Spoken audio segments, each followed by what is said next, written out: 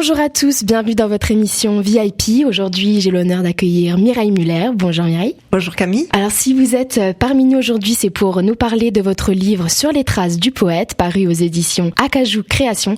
Alors tout d'abord, comment vous êtes-vous lancée dans cette aventure d'écrire un livre? Comment cela a débuté? Alors en fait, l'idée d'écrire un livre m'est venue pour la toute première fois lorsque j'étais en 4e. J'avais une prof de français qui nous avait demandé d'écrire un poème, chose que je n'avais jamais faite. Alors j'ai toujours aimé beaucoup lire, mais je ne m'étais jamais lancée dans l'écriture. Donc j'ai commencé à rédiger mon travail et cela m'a beaucoup plu. Et j'avoue que quand j'avais fini, j'étais très satisfaite de mon poème. Et quand je l'ai montré aux copines, elles m'ont dit « Waouh, comment t'as fait, c'est super !» là. Et là, je me suis mise à rêver. Je me voyais déjà en train d'écrire des livres. Bref, c'était tout simplement génial. Mais j'ai vite atterri lorsque la prof nous a rendu les copies. Alors je me souviens plus du tout de la note que j'ai eue. Par contre, je me rappelle très bien de son commentaire. Elle avait trouvé mon poème d'une banalité affligeante. Traduisez, je suis complètement nulle. Alors je me suis dépêchée d'enterrer mon rêve bien profondément pour qu'il ne revienne jamais à la surface. Mais ce que je ne savais pas à ce moment, c'est que le rêve d'écrire un livre venait de Dieu lui-même, déjà à ce moment-là. Et entre le moment où il a posé ce rêve dans mon cœur et la réalisation du rêve, il s'est passé environ 30 ans. J'avais besoin de vivre un peu avant de pouvoir écrire. Et du coup, Mireille, raconte-nous un petit peu comment ce rêve a été réactivé finalement. Alors en fait, bien des années après, une trentaine d'années après, un défi m'a été lancé dans le cadre d'un atelier d'écriture. Alors il s'est avéré que dans l'église que je fréquente, on a eu à une certaine période ce qu'on a appelé des soirées créatives. Alors qu'est-ce que c'est, des soirées créatives? En fait, il s'agissait de participer à différents ateliers pour découvrir ses talents, ses dons, et voir ensuite ce qu'il y avait moyen d'en faire. Du coup, sachant qu'il y avait un atelier d'écriture, bien sûr, je me suis dirigée vers ce groupe-là. Et donc durant toutes ces 30 années, j'avais écrit un petit peu, mais pas tellement non plus, puisque de toute façon, j'avais toujours gardé la petite phrase assassine au fond de ma tête. Et donc, le fait de me retrouver avec d'autres écrivains, ça m'a vraiment boosté à aller de l'avant. Alors, la personne qui coachait l'atelier nous a donc demandé régulièrement d'écrire des textes, de les partager avec les autres. Et quand elle a vu ce que j'ai fait, elle a été très surprise de la qualité de mon écriture. Et elle m'a dit, écoute, Mireille, je pense qu'il faut que tu rassembles tes écrits et que tu écrives un livre. Et du coup, j'étais très surprise parce que je m'y attendais pas du tout. C'est comme si un peu le rêve que j'avais enterré très profondément 30 ans avant refaisait surface et il était là devant moi, énorme, immense, et je ne savais pas quoi en faire. Donc c'était simple, soit je relevais le défi et puis on verrait bien, ça marche pas, soit j'oublie quoi. Et puis comme c'était juste une période de ma vie où j'avais énormément besoin de relever des défis, je me suis dit voilà, là j'en ai un énorme, je me lance, au pire ça marche pas, c'est pas grave, je me serais bien amusée. Et si ça marche, peut-être que je vais mettre le pied dans une très belle aventure. Avant de réaliser ce rêve justement donc d'écrire ce livre, qu'exercez-vous comme métier avant? Alors tout à la base, je suis infirmière et j'ai travaillé environ pendant 3 ans dans un service d'oncohématologie. J'ai fait que des greffes de moelle osseuse. Ensuite, j'ai quitté l'hôpital parce que j'avais envie de vivre autre chose. Et puis, par la suite, j'ai fait plein de choses qui avaient plus rien à voir avec mon métier d'infirmière. Ensuite, les enfants sont nés et là, j'ai fait le choix d'être mère au foyer. Et quand ma fille est entrée en seconde, j'ai travaillé pour une maison d'édition pendant 4 ans. J'ai arrêté début 2016. Et début 2016, donc, j'ai commencé à rassembler mes textes pour me consacrer vraiment à l'écriture de mon livre. En revenant à votre livre, d'où vous est venue cette inspiration pour ces textes, pour ces poèmes? Alors, l'inspiration m'est venue suite à une traversée de désert dans ma vie. J'ai eu un moment des choses très difficiles à vivre et je me suis retrouvée à la croisée des chemins. Soit je m'accrochais à ma foi chrétienne, parce que j'étais chrétienne, et je m'engagerais sur un chemin de vie, soit je laissais tout tomber, mais dans ce cas, je risquais de m'enfoncer encore plus, ce qui équivalait à marcher sur un chemin de mort. J'ai donc choisi le chemin de la vie, même si à ce moment-là, j'en discernais pas du tout les contours, que j'avais vraiment l'impression de patauger dans un brouillard très dense. Mais une fois que j'avais pris cette décision, je suis entrée dans une relation très profonde avec Jésus, une profonde intimité. Alors bien sûr, je vivais déjà ce type de relation auparavant, mais là, j'ai vraiment gagné en profondeur et en expérimentation. Le livre est né de toute cette période de ma vie où tout avait quasiment explosé en même temps et où je marchais sur des cendres. Alors beaucoup de choses auxquelles je tenais avaient terri du temps fumé, mais j'avais conservé l'essentiel. C'est ma relation avec Jésus. Et non seulement je l'avais conservée, mais elle avait gagné en intensité. Et c'est vrai que durant toute cette période, Jésus m'a énormément parlé sur plein de choses, plein de thèmes différents. Et donc ces textes sont nés de ce qu'il m'a fait connaître. Mais bon, dans mon livre, j'ai fait le choix, je me suis concentrée sur un seul thème, qui est le thème de la croix que je connaissais déjà, mais qui dans le creuset de l'épreuve a pris une acuité, une dimension, une fraîcheur toute nouvelle. Et dans l'écriture de vos textes, finalement, où êtes-vous le plus inspiré quand vous écrivez? Est-ce que c'est plutôt plutôt chez vous, au sein de votre maison, ou bien plutôt dans la nature? Qu'est-ce qui vous inspire pour écrire ces textes? Alors, en rassemblant mes différents textes, j'ai vraiment constaté que la nature était bien présente dans ce que j'écrivais et que chaque saison était une source d'inspiration pour moi. Alors oui, c'est vrai, j'aime beaucoup me promener. J'aime aussi juste m'arrêter pour contempler les beaux paysages, les nuages dans le ciel, mais aussi les toutes petites choses insignifiantes, ceux qui font partie du monde des minuscules, comme les coccinelles, les scarabées, les fourmis, etc. Juste savoir s'arrêter pour regarder ce qui nous entoure, écouter des sons, écouter le chant des oiseaux. D'ailleurs, un des textes du livre, qui s'appelle La mer et le vent, est parti juste d'un son que j'ai entendu dans la forêt en me promenant. Et du coup, mon fils en a fait une petite vidéo de ce texte-là que vous pourrez retrouver sur mon site de vente, acajoucreation.wordpress.com. Pour parler de édition Acajou Création, justement, qui vous a aidé à éditer ce livre? Est-ce que c'est votre propre maison d'édition? J'ai pas très bien saisi la nuance. Est-ce que c'est vous qui avez créé cette maison d'édition ou vous avez fait appel à quelqu'un en fait pour vous aider à éditer ce livre? Alors au début, effectivement, j'avais pas du tout envie d'éditer ce livre moi-même. Donc j'ai commencé à partir du moment où j'avais fini mon manuscrit, je suis allée à la recherche d'une maison d'édition. Donc j'ai lancé énormément de courriers, j'ai fait appel à plein de maisons différentes et j'ai eu beaucoup de retours très positifs par rapport à ce que j'avais fait. Mais il y avait toujours un mais. Mais c'est de la poésie, donc ça se vendra pas. Mais ça ne correspond pas à notre public. Nous n'avons pas le lectorat pour. Mais ce n'est pas dans notre ligne éditoriale, etc., etc. Et du coup, c'était un peu frustrant parce que si on m'avait dit écoutez, désolé, mais c'est nul, j'aurais compris. Mais là, j'avais des compliments et puis ça passait pas, quoi. Donc j'ai quand même eu un moment une maison d'édition. J'ai signé avec, mais il y avait des petites choses qui me plaisaient pas dans les clauses que j'ai renégociées oralement, mais j'ai pas pris garde de refaire écrire. Et du coup, ça s'est pas bien fini cette histoire. Du coup, le contrat a été rompu, mais non pas parce que moi je le voulais, quoi. Du coup, j'étais à deux doigts de toucher mon rêve puisque le livre était prêt à partir sous les presses. Et en dernière minute, le comité était en train de valider le livre. Et en dernière minute, le directeur a dit en fin de compte non, j'en veux plus, ça m'intéresse plus. Et donc je me suis dit c'est vraiment dommage d'être arrivé à ce point-là et de pas finir, quoi, de pas aboutir, ça n'aboutit pas. Donc il me restait une seule carte à jouer, c'est la carte de l'auto-édition. Chose que je voulais pas au départ parce que ça me demande après du travail, ça me demande un statut, ça me demande après de moi-même de chercher les distributeurs, etc. Mais en fin de compte, on s'est rendu compte que c'était comme ça qu'il fallait faire. Et du coup, c'est mon mari qui a décidé de s'occuper de tout ce qui est administratif, tout ce qui est communication, vente de livres et tout. Et moi, je continue d'écrire. Je suis en train d'écrire un deuxième roman et un troisième livre. Et voilà, donc on s'est lancé dans l'auto-édition et c'est mon mari qui est auto-entrepreneur et on a donné le titre de Acajou Création parce que ça correspond à nos 27 ans de mariage. Et 27 ans de mariage, ce sont les noces d'Acajou. Pour le titre de votre ouvrage, donc Sur les traces du poète, comment vous avez choisi ce titre? Alors justement, comme j'aime beaucoup me promener dans la nature et quand on admire la beauté du monde, tôt ou tard se pose la question du créateur. Le monde est-il né du hasard? Y a-t-il une intelligence par derrière que l'on ne voit pas avec nos yeux physiques, mais dont on pressent l'existence? Alors personnellement, j'ai fait une découverte incroyable. Non seulement j'ai découvert qui est à l'origine du monde, mais en plus je suis connectée avec lui, je peux lui parler et il me répond. C'est un vrai scoop, quoi. Et pour couronner le tout, j'ai constaté en lisant ses écrits que c'est un vrai poète. Et oui, ce grand poète nous a laissé un livre plein d'indices pour faire sa connaissance et ce livre, c'est tout simplement la Bible. D'où mon titre Sur les traces du poète, poète avec un grand P, parce que c'est Dieu lui-même et je suis tellement contente de l'avoir pour ami que je n'ai qu'une envie, c'est de le faire connaître. Et du coup, c'est le message que vous voulez vraiment faire passer à travers ce livre, c'est ça, de faire connaître donc ce grand poète qui est Dieu finalement, c'est ça? Oui, c'est ça, ça me paraît vraiment super important parce que moi je m'inscris pas du tout dans une religion quelconque, j'ai vraiment une relation avec Dieu, une véritable connexion avec le Dieu de l'univers, un cœur à cœur avec lui, et ça grâce à ce que Jésus, son fils, a fait sur la croix pour moi. Il faut savoir, au début, lorsque Dieu a créé la terre et tout ce qu'elle contient, lorsqu'il a créé l'homme et la femme, Dieu venait les voir tous les soirs dans le jardin d'Éden pour voir comment il allait, discuter avec eux de ce qu'ils avaient fait durant la journée, etc. Donc la relation était simple, belle et limpide.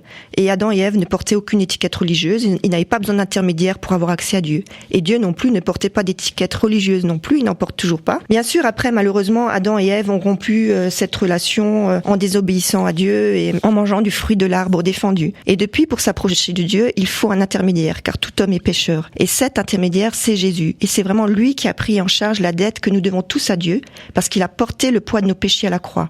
Il a donné sa vie pour que nous puissions retrouver la nôtre et retrouver cette belle relation simple et limpide comme au temps du jardin d'Éden. Donc c'est ce message que je veux faire passer, il est tout simple, mais il est glorieux. Dieu nous aime vraiment. Et avec une telle intensité qu'on ne peut même pas l'imaginer. imaginer. Et non seulement Dieu nous aime, mais il est à 100% de notre côté, et tellement de notre côté qu'il ne supporte pas nous laisser tels que nous sommes. Et donc il frappe à la porte de notre cœur, parce qu'il désire entrer dans l'intimité de notre vie par Jésus. Alors c'est clair, là on va bientôt fêter Noël, et je pense que c'est un bon moment pour se rappeler quel est le vrai sens de cette fête, parce que Dieu lui-même s'est fait homme au travers de Jésus son Fils, pour que nous puissions justement reconnecter notre cœur avec celui de Dieu. Et c'est vraiment un merveilleux cadeau que Dieu nous fait. Seulement pour en profiter, il faut oser le prendre, il faut oser se l'approprier, et il faut oser croire Dieu quand il dit qu'il nous aime tellement, tellement qu'il a donné son Fils Jésus, afin que chaque personne qui croit en lui ne périsse point, mais vienne à la vie éternelle, parce que Dieu ne désire pas la mort du pécheur, mais il veut le sauver. Dieu a vraiment fait sa part, ça lui a coûté la vie. Et nous, à nous de faire la nôtre, en osant juste croire Dieu, et en prenant les cadeaux de Dieu pour nous. Dieu a les bras chargés de cadeaux de nous, il veut vraiment le meilleur pour nous. Alors, si on s'approche de lui, il s'approchera de nous. C'est l'heure de notre pause musicale, on se retrouve juste après pour la suite de notre émission VIP.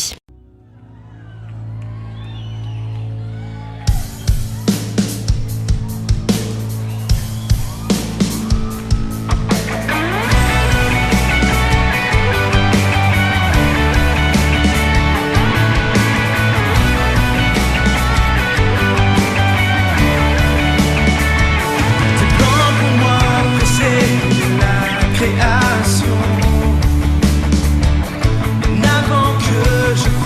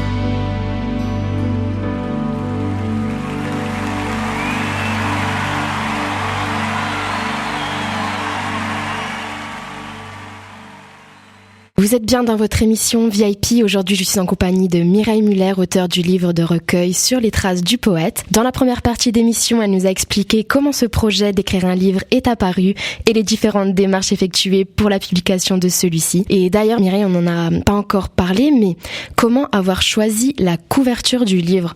Est-ce que les photos ont été faites par un professionnel ou par quelqu'un que vous connaissez? Comment ça s'est déroulé? Alors, les photos, tout à la base, je me suis dit, j'écris un livre. Mais comme on me disait, c'est des poèmes, ça va pas marcher, etc., je me suis dit, il faut quelque chose qui accroche. Donc, j'ai commencé à faire des petits dessins. Et puis, parce que j'aime bien aussi dessiner à mes heures perdues, mais je me suis dit, après, en commençant, je me suis dit, non, ça va faire trop de boulot, je vais pas y arriver, jusqu'à ce que j'ai fini, je vais mettre un temps fou. Et là, je me suis souvenu des photos faites par mon mari, parce que mon mari est passionné de photographie, c'est un loisir qu'il aime beaucoup. Et ça fait des années que je dis, mais fais quelque chose avec tes photos, t'as tout sur l'ordi, c'est dommage, tu n'en fais rien. Et puis, il me disait, non. Et là, je me suis dit, ça serait le moment idéal de les mettre en valeur. Donc, je lui ai posé la question, et là, il a tout de suite tilté, il est entré à fond dans le projet. J'avais même pas encore fini d'écrire tous mes textes. Il a commencé déjà à choisir, à voir tout ce qu'il avait en photo. Et donc voilà, ensemble, on a fouillé dans tout son catalogue pour voir quelles étaient les photos qui étaient vraiment en correspondance avec le texte et qui vraiment apportaient un plus par rapport au texte écrit. Et on n'en a pas parlé encore aussi. Finalement, à qui s'adresse ce livre? Est-ce qu'il est destiné à un public bien précis ou est-ce que aussi bien un jeune qu'une personne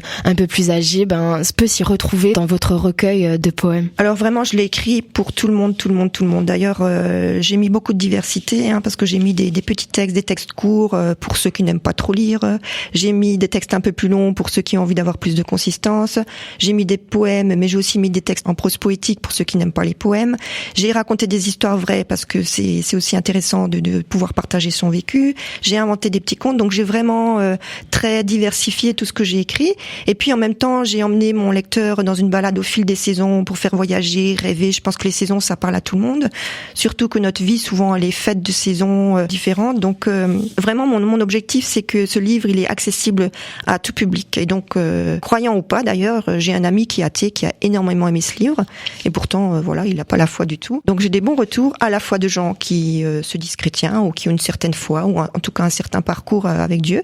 Et j'ai de très bons retours avec des gens qui, n'en ont pas du tout, mais qui ont été quand même interpellés par mes textes. Et depuis la sortie de votre livre, vous avez participé à pas mal d'événements pour faire la promotion de ce recueil. Et notamment, vous avez participé au festival chrétien MITIM en juillet 2017, il me semble. Comment cela s'est passé? Comment vous avez vécu finalement ce projet de participer à ce festival chrétien? Alors, j'étais très contente d'avoir cette opportunité déjà parce que ça m'a permis de rencontrer plein d'artistes, d'autres exposants. Et il y avait une très très bonne ambiance. Alors, moi, j'étais sous le chapiteau des exposants. Du coup, j'étais avec d'autres personnes qui vendaient des livres aussi. Et franchement, il y avait une très belle ambiance et aussi une envie de s'entraider, de se faire connaître les uns les autres. Et donc, ça a été une très très belle opportunité de vendre mon livre. Voilà, il y avait un grand public, nombreux, et franchement, oui, j'ai eu des très très très belles rencontres aussi. J'ai bien pu expliquer, ce que j'avais écrit. J'ai fait des très très belles rencontres. Et en parlant de participation à un événement également, vous avez participé au salon du livre de Colmar qui s'est déroulé donc du 25 au 26 novembre 2017. Finalement, c'est quand même une consécration de pouvoir se dire, voilà, mon rêve est là, mon rêve d'écrire un livre est là, et en plus je participe à un salon du livre. C'est quoi votre ressenti par rapport à cette participation au salon du livre? C'est quand même quelque chose. Oui, alors ça donne l'impression qu'on est dans la cour des grands, quoi. Mais bon, je reste petite quand même. Mais quelque part, oui, c'est vraiment incroyable parce que chaque fois quand on participe à un événement, on nous ouvre la porte à un autre. C'est grâce au festival MITIM que j'ai eu accès au salon du livre de Colmar, puisque je me suis retrouvée avec un exposant qui était là-bas, qui prend toujours 2 auteurs. Il lui restait une place, et donc il m'a proposé de venir. C'est vraiment des superbes expériences. Ce sont des superbes instants. Et au salon du livre de Colmar, il y avait vraiment aussi des grandes pointures. J'ai entre autres rencontré la romancière Janine Boissard, à qui j'ai pu laisser ma petite carte. J'ai rencontré une autre journaliste écrivain qui est Valérie Trier-Weiler, avec qui j'ai aussi pu partager mon livre. Donc c'est des rencontres totalement inattendues. J'ai rebelote. C'est vraiment des super rencontres avec les uns les autres, avec des gens de toutes sortes, de toute origine. Et voilà, c'est passionnant. Et est-ce que vous avez d'autres projets en préparation? Du coup, vous m'avez parlé tout à l'heure de prochains livres justement. Est-ce que vous avez déjà un autre livre en tête à sortir dans les prochains mois, années à venir? Alors, le prochain livre, il est plus que dans la tête, il est déjà en partie sur mon ordi parce que j'ai déjà commencé à l'écrire. Alors, il sera totalement différent du premier. Il s'agira d'un roman dont une partie se passera sur Strasbourg et une autre partie ailleurs dans un pays lointain que je ne dévoilerai pas, voilà, pour ménager un peu le suspense. Et donc, ça sera totalement différent, mais je vais aussi essayer d'en faire un beau livre parce que j'aime les beaux livres. Donc, je vais embaucher ma fille pour faire tout ce qui est dessin, voilà, pas vraiment classé dans un beau livre, tout en étant un roman. Et puis, je vais essayer d'en faire une histoire passionnante. En tout cas, c'est mon objectif. Puis, en même temps, en parallèle, toujours suite à une promenade dans la forêt, j'ai eu l'idée d'écrire un conte pour enfants. Et là aussi, il y aura des dessins, effectivement. Alors, le premier livre m'a mis 3 ans. J'ai mis 3 ans à le sortir. Donc, je pense qu'il va falloir patienter un peu avant d'avoir accès au deuxième. Votre émission VIP touche maintenant à sa fin. Merci pour votre écoute. Merci également, Mireille, d'être venue nous parler de votre ouvrage. Donc, je vous rappelle que Sur les traces du poète est disponible à la vente dans les librairies chrétiennes CLC. On peut le retrouver aussi à la librairie Kléber à Strasbourg et à la librairie Oberlin à Strasbourg aussi. Et sur mon site de vente, bien sûr. En tout cas, si vous n'avez pas encore trouvé d'idée pour un cadeau de Noël, foncez l'acheter. Vous ne serez pas déçus et la personne qui le recevra en cadeau non plus. Voilà, je vais vous laisser avec un passage du livre que Mireille va bien nous lire. Et moi, je vous dis à très bientôt pour une prochaine émission. Ciao. Un crépuscule glacial. Les volets sont fermés. Chacun recroquevillé chez soi, bien au chaud, pour résister à la froidure de l'hiver. Dehors, souffle un vent polaire. Les maisons se serrent frileusement les unes contre les autres et s'arc-boutent sur les rafales mordantes de la bise. Quelques coups discrets frappaient à la porte. Qui est-ce, à cette heure tardive ?